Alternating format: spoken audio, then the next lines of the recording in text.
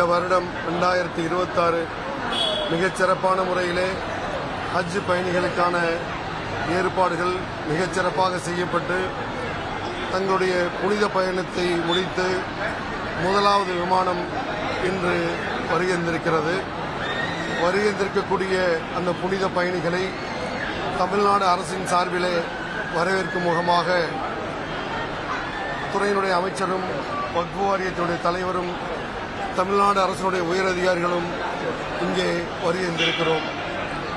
இந்த வருடம் தமிழகத்திலிருந்து 6295 ஹஜ் பயணிகள் புனித பயணத்தை மேற்கொண்டு சிறப்பான முறையிலே இன்று வருகின்ற கொண்டிருக்கிறார்கள்.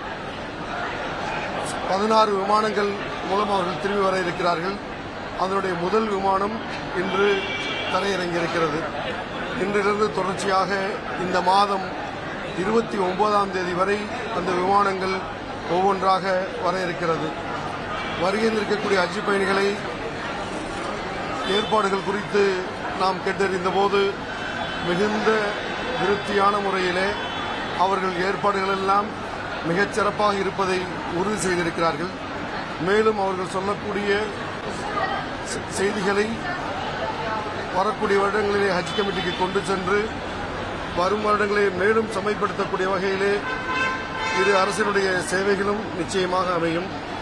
அதிலும் குறிப்பிட்டு சொல்ல வேண்டும் என்று சொன்னால், ஹஜ் பயணிகள் இங்கிருந்து புறப்படுவதற்கு முன்பாக அவர்கள் தங்கிச் செல்வதற்காக தமிழ்நாடு அரசின் சார்பிலே விமான நிலையம் அருகே இருக்கக்கூடிய நங்கநல்லூரிலே சுமார் 40 கோடி ரூபாய் செலவில் ஒரு ஹஜ் இல்லம் கட்டப்பட்டு வருகிறது.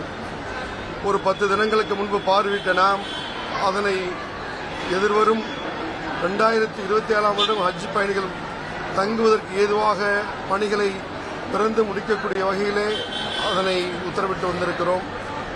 அந்த வகையில் எல்லா நிலைகளிலும் ஹஜ் பயணிகளுக்கு சிறப்பான சேவையை அரசுகள் வழங்கி வந்து கொண்டிருக்கிறது.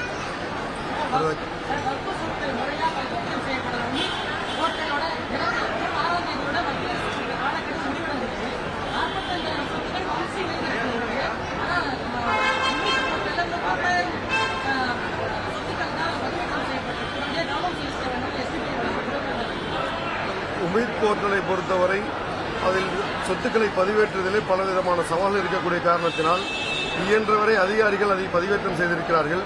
பல பள்ளிவாசல் நிர்வாகிகளும் அதை பதிவேற்றம் செய்திருக்கிறார்கள். விடுபட்டவைகளும் மீண்டும் பதிவேற்றக்கூடிய வகையிலே அதனை மேல்முறையீடு செய்து அதற்கான கால அவகாசத்தை நீட்டிக்கக்கூடிய முயற்சியை நாம் எடுத்து வருகிறோம்.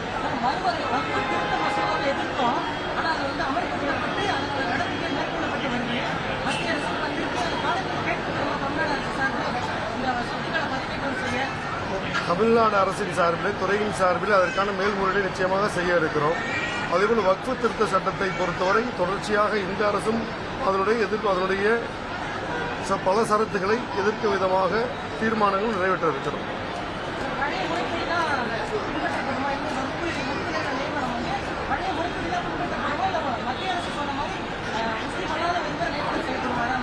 இந்தியாவில் எந்த மாநிலத்திலும் உமீத் சட்டப்படி வக்ஃப் வாரியம் அமைக்கப்படவில்லை. அந்த வகையில் தமிழகத்தில் இதுவரை அமைக்கப்படவில்லை, இனியும் அமைக்கப்படாது. அது குறித்து சட்ட வல்லுநருடன் ஆலோசித்து முடிவெடுப்போம்.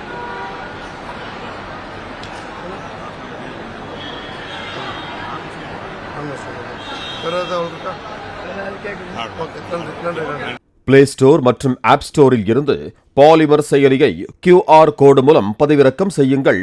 செய்திகளை உடனுக்குடன் பெறுங்கள்.